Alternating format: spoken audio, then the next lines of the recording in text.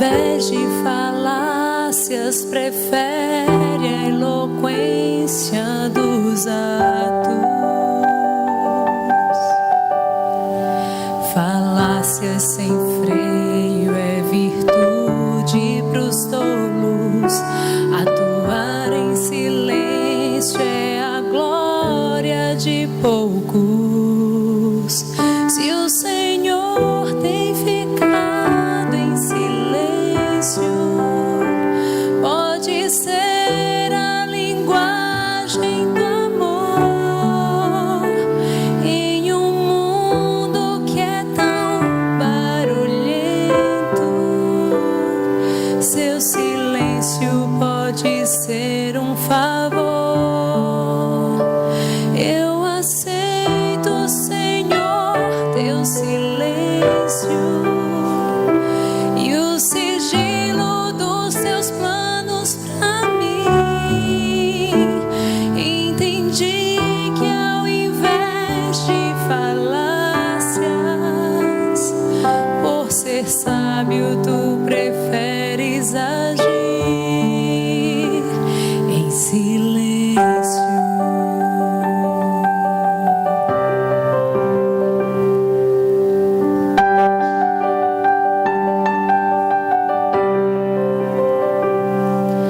Ainda que falte a figueira, os frutos do campo,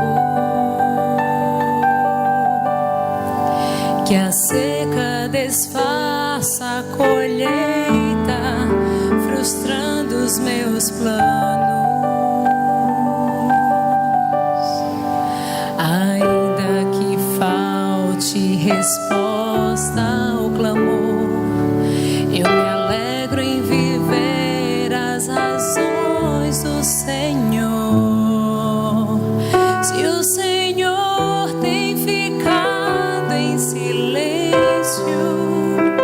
pode ser a linguagem do amor em um mundo que é tão barulhento. Seu silêncio pode ser um favor. Eu aceito, Senhor, teu silêncio e o sigilo dos teus planos pra mim. Entendi que ao invés de falácias, por ser sábio, tu preferes agir. Se o Senhor tem ficado em silêncio, pode ser a linguagem do amor em um mundo que é tão barulhento. Seu silêncio pode ser um favor. Eu aceito, Senhor, teu silêncio e o sigilo dos teus planos pra mim.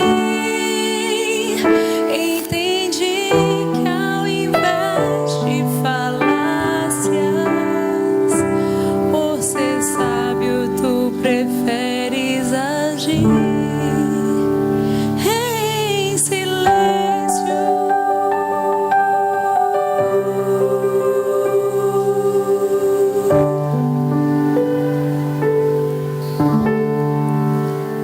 Em silêncio.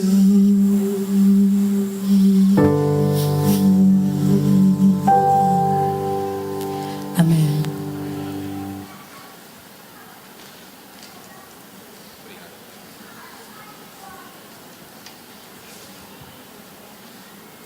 Feliz sábado a todos. Eu saúdo meus irmãos com a graça e a paz do nosso Senhor Jesus Cristo. Amém? Sejam bem-vindos à casa do Senhor.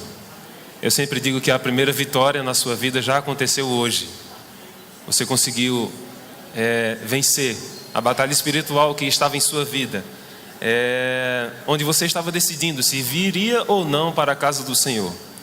E o Senhor venceu, e louvado seja Deus por isso. Você veio Tenho certeza que todos aqueles que estiverem com corações sinceros e abertos irão ouvir a mensagem do Senhor. Vamos nesse momento mais uma vez fazer uma prece ao nosso Deus, para que seja Ele que fale e não seres humanos. Oremos. Santo, maravilhoso e eterno Deus, consigo-me sentir a Tua presença em nosso meio e nós te agradecemos por esse privilégio. Obrigado, ó Deus, por nos perdoar os pecados e nos revelar a cada dia o Teu amor por nós. Nessa manhã nós te suplicamos que o Senhor se faça presente bem próximo a cada um de nós e que possamos ouvir aquilo que a nossa vida espiritual tem necessitado. Nos prepara para um encontro contigo, no nome de Jesus, amém. Quantos são chamados por Deus? Todos fomos convidados por Ele para compor o seu reino.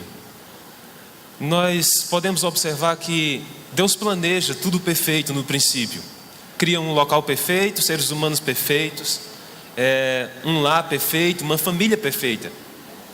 Tudo isso que era perfeito vai sendo manchado por conta do pecado e vai se distanciando a realidade de Deus daquilo que eram os seus planos originais.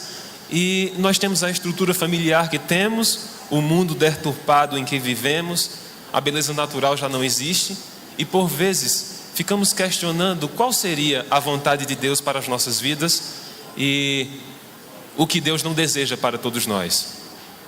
Sem dúvida, a ocasião do pecado reinando em nosso mundo necessitava de algo para que pudesse mudar a nossa atitude, algo que nos desse a opção de corrigir os nossos erros cometidos.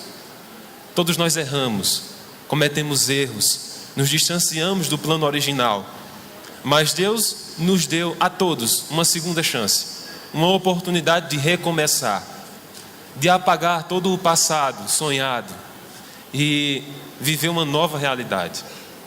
Mas alguns confundem o que está presente nesse novo chamado do Senhor para modificar as nossas atitudes. Alguns acreditam que, uma vez tendo sido chamados por Deus, nós teremos as consequências dos nossos pecados apagados, ou seja, não será mais necessário sofrer por conta dos nossos erros. Outros acham que estão começando uma vida nova, uma vida sem erros e uma vida maravilhosa, cercada por bênçãos. Alguns acreditam que, se estão associados por Jesus, nada pode os atingir. Doenças, elas são um símbolo do pecado. Logo, qualquer pessoa que aceitou a Jesus não pode mais ser doente. Qualquer pessoa que aceitou o chamado de Deus tem que viver uma vida plena, uma vida de riqueza, uma vida farta.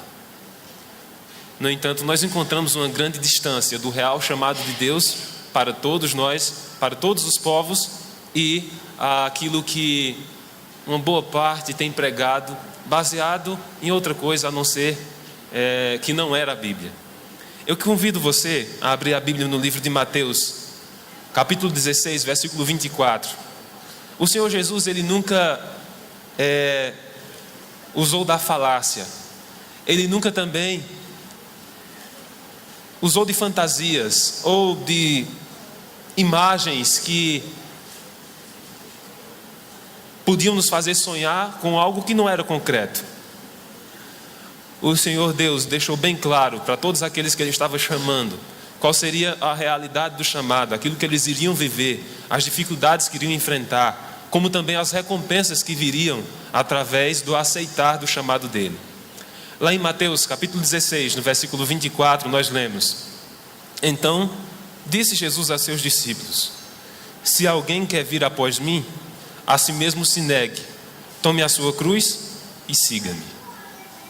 Eu queria fazer uma leitura pausada desse restante de capítulo, dessas partes do texto, mas o início já é bastante revelador.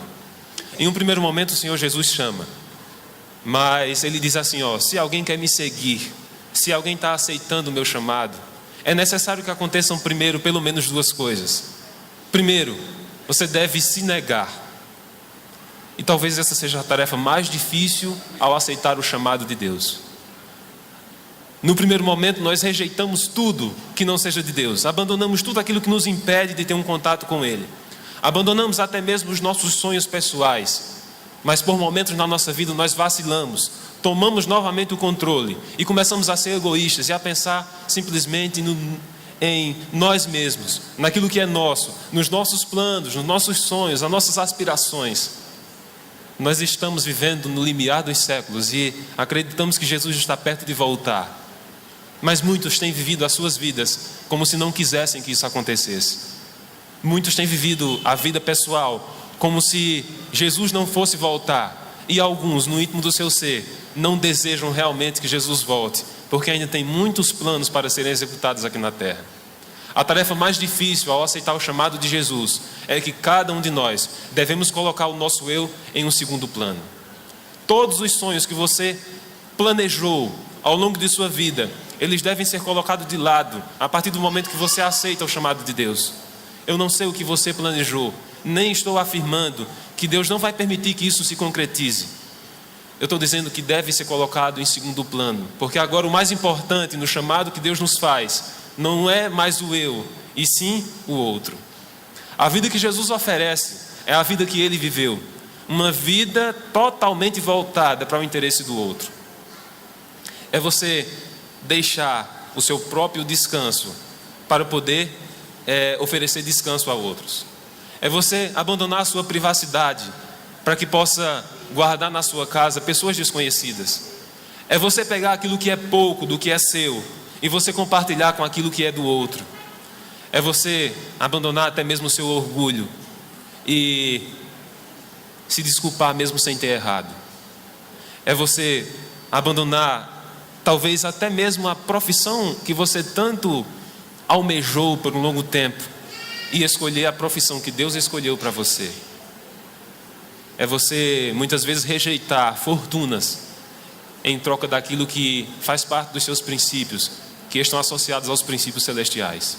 Isso é um pouco do negar um pouco o próprio eu. No segundo momento, Jesus diz que você deve pegar a sua cruz e segui-lo. O primeiro já é difícil, que é negar tudo aquilo que é seu e colocar em segundo plano. E o segundo talvez seja mais difícil ainda, que é você aceitar a cruz e carregá-la ao longo de toda a sua vida. Eu não sei se você vê a imagem da cruz uma imagem boa, mas a imagem da cruz nunca foi uma imagem boa. Nós sabemos que a cruz sempre simbolizou vergonha, horror, era derrota. E após Jesus morrer na cruz, a ideia da cruz ela é alterada parcialmente. A cruz continuou sendo ruim após a morte de Jesus. Ela se torna bom para todo cristão, porque foi ali que Cristo obteve a vitória. A cruz não é boa. Boa foi a vitória que Jesus teve sobre ela. E isso mostra que a cruz não é algo bom para a vida do cristão. Mas Jesus diz, aquele que quiser me seguir vai ter que participar da vida que eu tive. E eu não sei se você vê na vida de Jesus uma vida boa, uma vida de riquezas, uma vida farta, cheia de posses terrenas, com profissões almejadas. Nós vemos na vida de Jesus uma vida simples, uma vida humilde, uma vida composta por simplesmente simplicidade. Uma vida sem orgulho, uma vida sem muitas aspirações, uma vida sem muita fama, sem muita exposição, uma vida onde a grande exposição, ou a maior exposição que houve de fama, foi para conspirar sobre o seu caráter perfeito. Jesus não oferece uma vida de justiça aqui na terra, nem uma vida de grandes posses materiais, como muitos têm dito. Jesus oferece a vida que Ele tinha aqui. E Ele oferece também a vitória que Ele teve. Se nos assemelharmos a Jesus no seu sofrimento, com certeza nos assemelharemos a Ele na sua grande vitória sobre o pecado e na recompensa final da vida eterna. Eu queria que você abrisse agora a Bíblia no livro de Isaías, no capítulo 53, e contemplasse um pouco comigo a maravilhosa revelação do que seria a vida de Jesus. Isaías capítulo 53. A descrição mais completa da Bíblia sobre a vida e obra do nosso Redentor. Isaías 53, a partir do versículo 2, diz assim: pois foi subindo como renovo perante ele, e como raiz de uma terra seca, não tinha aparência nem formosura. Achamo-lo, mas nenhuma beleza havia que nos agradasse. Era desprezado e o mais rejeitado entre os homens, homem de dores, que sabe o que é padecer. Em comum um de quem os homens escondem o rosto, era desprezado, e dele não fizemos caso. Certamente ele tomou sobre si as nossas enfermidades, as nossas dores levou sobre si, e nós o reputávamos por aflito, ferido de Deus e oprimido. Mas ele foi traspassado pelas nossas transgressões e moído pelas nossas iniquidades. O castigo que nos traz a paz estava sobre ele, e pelas suas pisaduras fomos sarados. Todos nós andávamos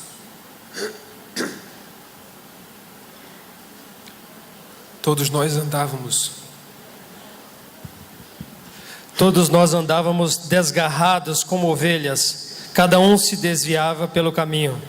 Mas o Senhor fez cair sobre ele a iniquidade de nós todos. Ele foi oprimido e humilhado, mas não abriu a boca.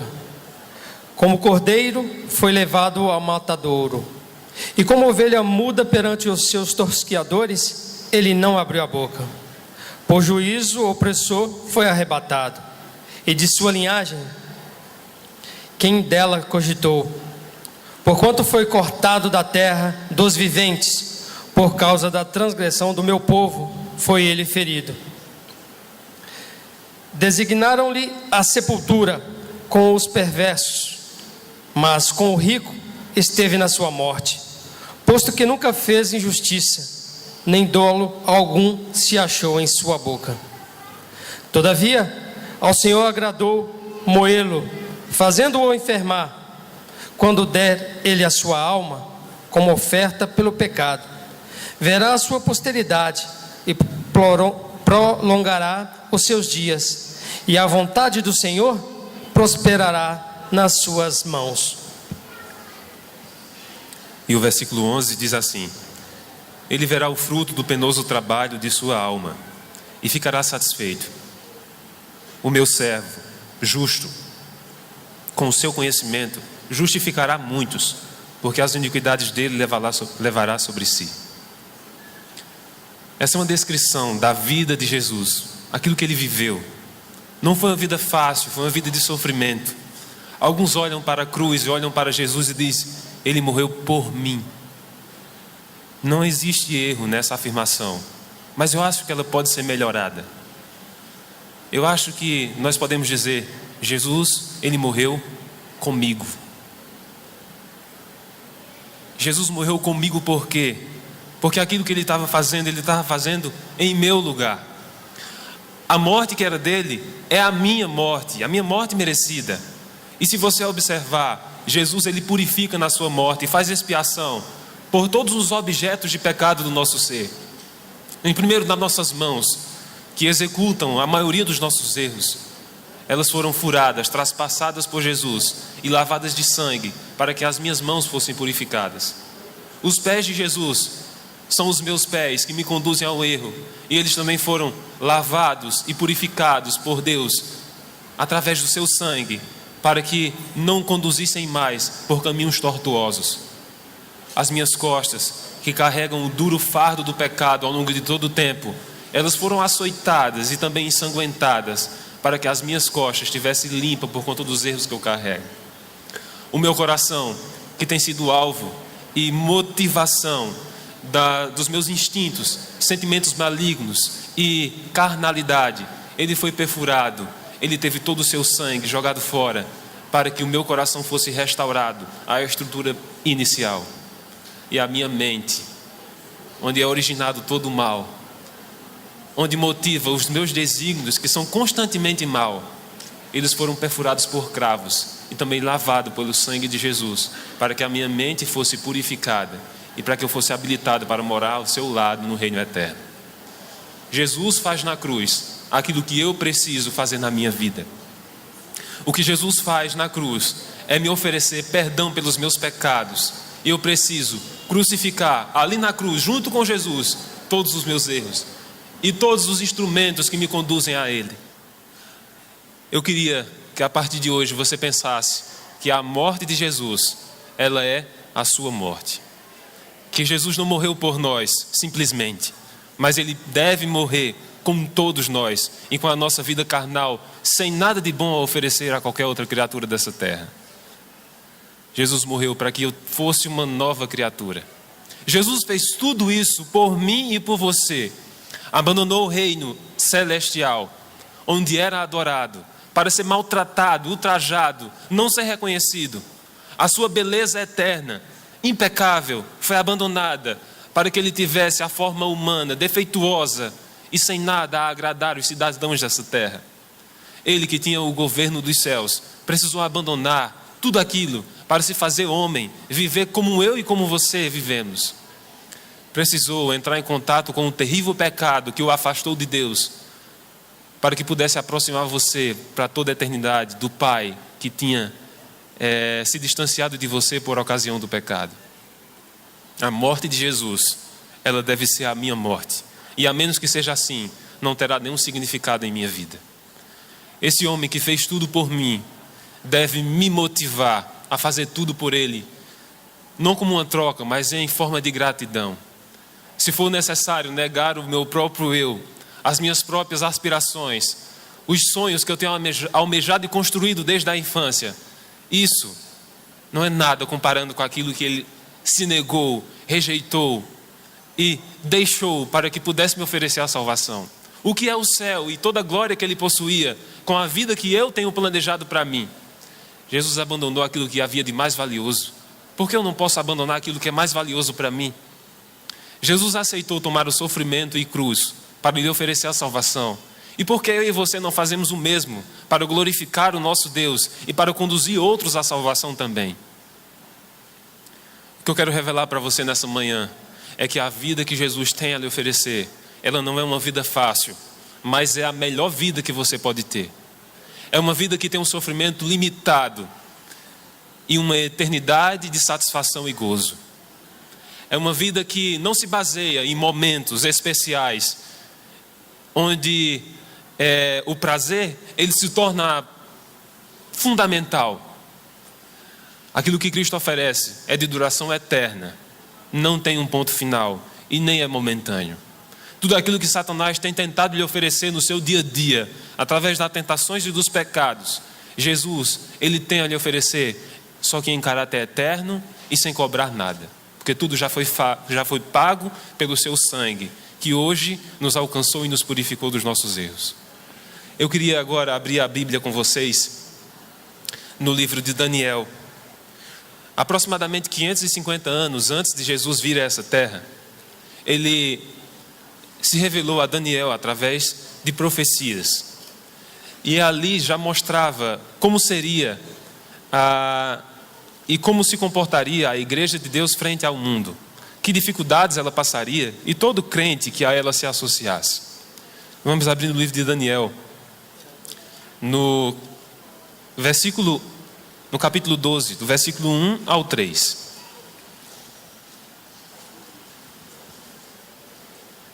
Se referindo ao tempo do fim, Daniel escreveu: Nesse tempo se levantará Miguel, o grande príncipe, o defensor dos filhos do teu povo. Haverá tempo de angústia, qual nunca houve, desde que houve nação, até aquele tempo. Mas naquele tempo será salvo o teu povo, todo aquele que for achado inscrito no livro. Muitos dos que dormem no pó da terra ressuscitarão, uns para a vida eterna e outros para a vergonha e horror eterno.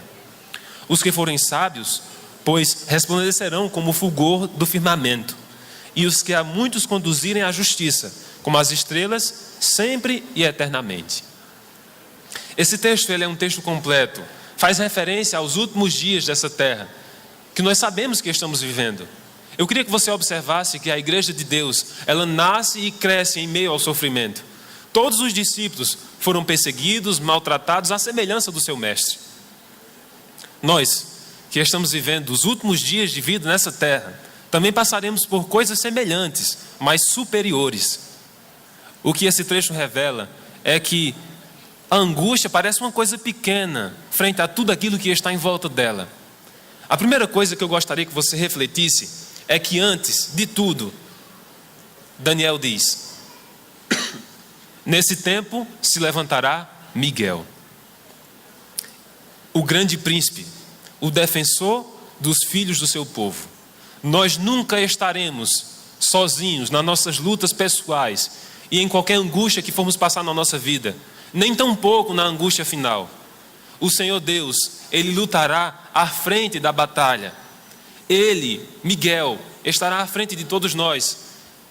Nós não passaremos pelas mais duras dificuldades ou sofrimentos que já passamos em nossa vida sem a companhia do nosso Deus. Nos momentos mais difíceis da nossa vida, Ele esteve presente. E você tem exemplos no seu dia a dia disso. Nos momentos finais, na angústia a qual nunca houve, que Daniel está falando, o Senhor Jesus lutará ao nosso lado. E que maravilhosa experiência será para todos os salvos lutar a maior batalha das vossas vidas ao lado do nosso Redentor. Ter um novo encontro com Jesus. Encontro que na nossa vida toda não tivemos a oportunidade de ter. Nós sentiremos o poder de Deus agindo em nossas vidas para nos proteger e para nos livrar das dificuldades que serão impostas. Só para termos uma noção de quão grandes serão essas dificuldades, eu queria que você voltasse, que você fosse para Marcos agora, no capítulo 13, e vejamos que dificuldades estarão presentes na vida daqueles que vão passar os últimos dias de vida nessa terra. Marcos agora, capítulo 13. A partir do versículo 9. Vejamos quais são as dificuldades que Jesus falava, que Daniel recebeu a revelação e que também registrou.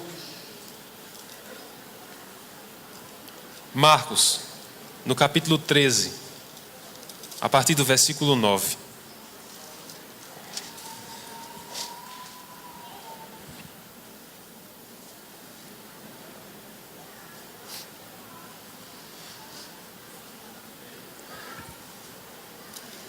A Bíblia diz assim: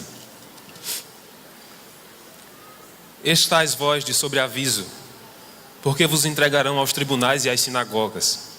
Sereis açoitados e vos farão comparecer à presença de governadores e reis, por minha causa, para lhes servir de testemunho. Mas é necessário que primeiro o evangelho seja pregado a todas as nações. Quando, pois, vos levarem e vos entregarem, não vos preocupeis com o que haveis de dizer, mas que o que vos for concedido naquela hora, isso falai, porque não sois vós os que falais, mas o Espírito Santo. Um irmão entregará à morte outro irmão, e o pai ao filho. Filhos haverão que se levantarão contra os progenitores e os matarão. Sereis odiados de todos por causa do meu nome. Aquele, porém, que perseverar até o fim, esse será salvo. Antes da nossa redenção, aqui está uma descrição das dificuldades que passaremos. Talvez a maior dor que se sinta na vida seja a dor de uma traição. A dor de ter aquele que você ama conspirando contra você e contra a sua própria vida, contra o seu bem-estar. Nós temos experiências pequenas disso. Sempre que alguém fala mal de quem nós somos, sempre que alguém conspira e inventa alguma mentira, nós temos uma experiência do que é a traição. Sempre que existe alguma forma de adultério na sua forma relacional, nós temos um exemplo do que significa a traição. A mais dura traição vai ser a traição dos nossos amigos, aqueles que confessavam e professavam a mesma fé que nós. Os nossos irmãos que estavam ao nosso lado a cada sábado, adorando e louvando a Deus, nos entregando para a morte e nos implorando para que neguemos os nossos princípios, os quais eles sabem muito bem que são os corretos. O que haverá de mais difícil vai ser olhar nos olhos do nosso pai, da nossa mãe, e ver que aquele amor que existia agora foi substituído por um ódio satânico, a ponto de nos entregar para que possamos perder a própria vida. A maior dor será ver um filho entregando a mãe, que tudo fez para que ele pudesse ter o melhor. Essa vai ser a maior dificuldade, a qual nunca houve desde que houve nação. Esse vai ser um período de angústia, mas não nos esqueçamos, o Senhor Jesus disse que estaria conosco. Ele é o nosso Pai Supremo, Ele é o nosso amigo, aquilo que fez tudo e continua fazendo para nos salvar todos os dias, aquele que tem um amor superior às nossas próprias atitudes, que não nos ama menos se pecarmos, e quem nem nos ama mais se entregarmos a nossa vida, se preciso for, em prol da sua mensagem. Um Deus que tem um amor incondicional, um amor que transpõe os limites humanos e que não pode ser entendido por eles. Esse é o amor oferecido por Deus. Ele estará conosco. As dificuldades não serão passadas sozinhas, elas serão a última coisa necessária que nos preparará para o eterno encontro com o nosso Deus. Precisamos nos preparar para isso. Não nos esqueçamos que só passarão por essa prova e permanecerão firmes ao Senhor aqueles que escolheram o seu chamado. Não há uma outra opção. Todos nós precisamos, num primeiro momento, negar-nos a nós mesmos, e seremos sábios se fizermos isso. E no segundo momento, tomarmos a nossa cruz, aceitarmos as dificuldades que serão impostas após o aceitar do chamado de Deus. Aceitar sermos rejeitados como Jesus foi, sermos maltratados como Ele foi, sermos julgados injustamente como Ele foi, sermos traídos como Ele também foi, mas que possamos ser redentores como Ele o foi. Nada daquilo que iremos sofrer por conta do nosso amor a Cristo vai ser em vão. Cada um receberá a recompensa por conta das escolhas que fez. Nesse momento eu queria voltar ao início da nossa mensagem, lá em Mateus, no capítulo 16, para que possamos continuar a leitura do verso posterior ao que diz que aquele que quiser vir após mim, a si mesmo se negue, tome a sua cruz e siga-me. Vejamos o que o Senhor Jesus disse na sequência. Mateus capítulo 16, o versículo 25 agora. Porquanto, quem quiser salvar a sua vida, perdê-la-á. E quem perder a vida por minha causa, achá-la-á. No primeiro momento o Senhor Jesus diz: não tente pelos seus próprios esforços salvar a sua vida. Ela não é aquilo que há de mais importância. Ela não deve ser mais observada. Ela não deve ser mais exaltada como sendo o principal. O Senhor Jesus chama todos aqueles que são os seus discípulos a amarem a vida eterna muito mais do que a vida terrena. Ele diz: não tente pelos seus esforços alcançar a salvação. Você não vai conseguir. Mas todos aqueles que amarem a vida que eu tenho oferecido, bem mais do que a vida terrena que eles têm no momento, esses sim serão salvos e viverão eternamente.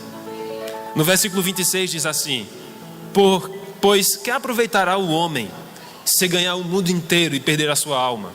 Ou que dará o homem em troca da sua alma? De que valerá a pena tudo aquilo que estivermos construído, se tudo isso que construímos nos afastou do nosso Deus? De que adianta as nossas riquezas se elas não servem para ajudar o outro? Aqueles que estão próximos, aqueles que estão distantes, se eles não servem para a proclamação do Evangelho? De que adianta a nossa profissão escolhida se ela não serve de instrumento para poder alcançar outras pessoas que não conhecem a Deus? De que serve a nossa fama conquistada, a nossa reputação, os bens materiais, se tudo isso não poderá ser levado às mansões celestiais? Se tudo isso nos tornou orgulhosos, prepotentes e todo-poderosos aos nossos olhos? Que adianta o homem ganhar o mundo inteiro e perder a sua salvação? É melhor ganhar a salvação e perder tudo aquilo que o mundo oferece. No versículo 27, porque o Filho do Homem há de vir na glória de seu Pai com os seus anjos, e então retribuirá a cada um conforme as suas obras. Em verdade vos digo, que alguns há do que aqui se encontram, que de maneira nenhuma passarão pela morte, até que vejam vir o Filho do Homem no seu reinado. As palavras de Jesus, eu gostaria de repetir para todos nós nesse momento. Todos nós seremos recompensados pelas nossas escolhas. Escolhas que fazemos diariamente. A salvação de todos nós, ela está assegurada. Ela está ao nosso alcance. Basta hoje aceitá-la ou não. Se você quiser aceitar a salvação, você está aceitando o ministério que Jesus tem a lhe oferecer. Não se esqueça, primeiro, deve haver uma negação do próprio eu, diário. No segundo momento, olhar para o sofrimento de Cristo, ver tudo aquilo que Ele fez por nós e em gratidão sofrer, se preciso for, para que possamos glorificá-lo e levá-lo a outras pessoas. E eu digo a mesma coisa que Ele disse: há muitos dos que aqui estão que não passarão pela morte, mas verão o Senhor Jesus retornando nas nuvens do céu com poder e grande glória para resgatar aqueles que são seus. Essa promessa, infelizmente, ela depende das nossas atitudes. Se os discípulos tivessem pregado como deveriam, Jesus já haveria voltado. Se os nossos pais na fé, se os fundadores dos remanescentes dos últimos dias tivessem continuado no mesmo ritmo que iniciaram a pregação dessa mensagem, Jesus já haveria voltado. Se você e eu pregarmos com toda gratidão, com toda força, com todo o vigor do nosso ser, como devemos, essa promessa há de se cumprir e a nossa geração verá o Senhor Jesus retornar. Não nos esqueçamos, aquele que guardou o seu povo por todo o deserto, aquele que guardou o seu povo ao longo de toda uma história de quedas e vitórias, aquele que se fez homem, que suportou a traição, o sofrimento aqui na terra, estará conosco e nos dará a vitória. Ele nunca nos abandonará, diferente de qualquer pessoa aqui na terra. O que devemos fazer hoje é nos preparar para que jamais venhamos dizer não ao Senhor, para que jamais venhamos somente a olhar para a cruz e dizer: Ele morreu por mim, para que eu tome a cruz de Jesus, faça dela a minha cruz e viva com uma vida e obra em prol de outras pessoas. Se você quer saber qual é o ministério de Jesus, eis o ministério dele: é viver a vida para outras pessoas. Você sabe quais são as dificuldades que existem por viver em prol de outros. Primeiro, você nunca será reconhecido à altura do seu esforço. Segundo, você nunca será recompensado aqui na terra por conta das suas atitudes em prol de outros. Em troca de uma gratidão, você receberá o contrário, a traição. Em troca de um elogio, receberá uma crítica. Em troca de uma descrição correta do seu caráter que tem tentado ser puro, você receberá uma descrição mentirosa e distante do seu real caráter. Em troca de riquezas e de glória, você receberá rejeição e ficará muitas vezes no anonimato. É isso que Jesus tem a nos oferecer. Mas todos nós, segundo Daniel, se formos sábios e escolhermos o melhor, brilharemos como o firmamento, e todos aqueles que levaram outras pessoas à salvação brilharão como as estrelas do céu. Que venhamos a trocar daquilo que esse mundo oferece de forma momentânea por aquilo que Cristo oferece em caráter eterno. Que hoje, enquanto Damaris canta mais uma música, você se lembre que, embora tempestades, trovões possam atormentar a nossa vida, estaremos em paz, porque estaremos com o nosso Deus, o Miguel, que se levantará e guerreará junto conosco.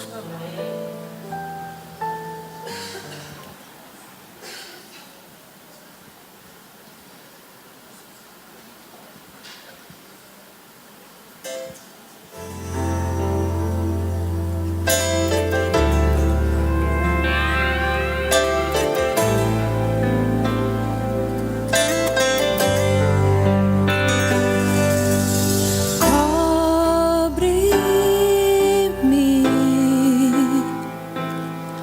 com tuas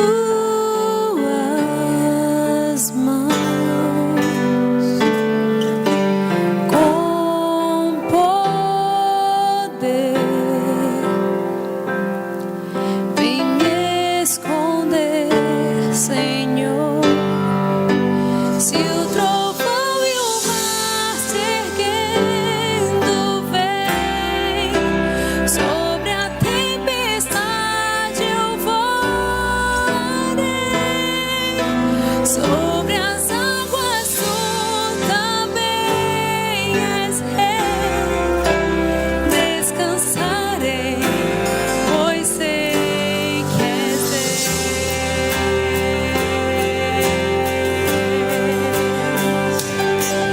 Minha alma está segura em ti.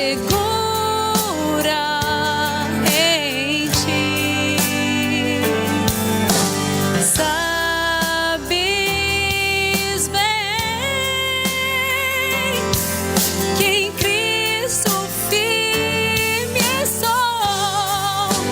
Se o trovão e o mar se erguendo vem, sobre a tempestade eu voarei, sobre as águas tu também és rei.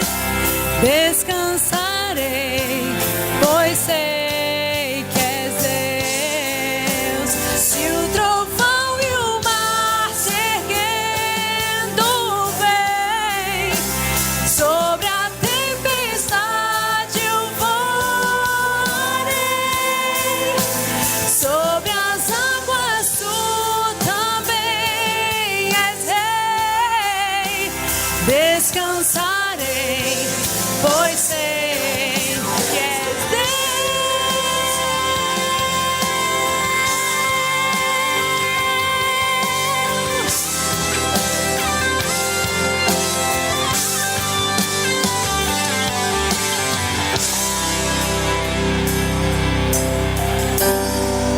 Minha alma está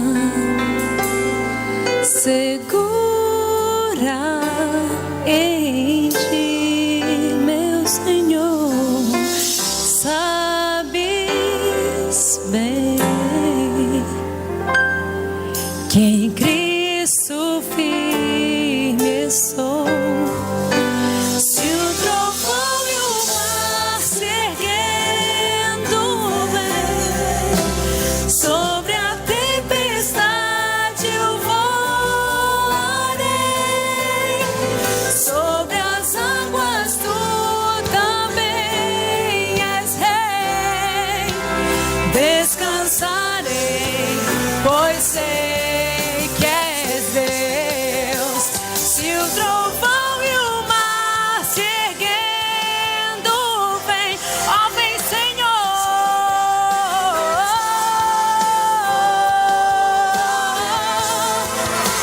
sobre as águas tu também és rei. Descansarei, pois sei que és Deus. Se o trovão e o mar se erguendo vem, sobre a tempestade eu voarei,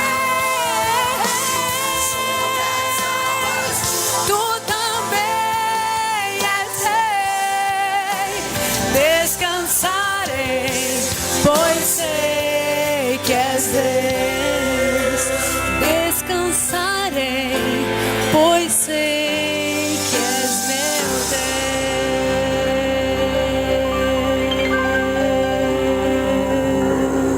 Deus.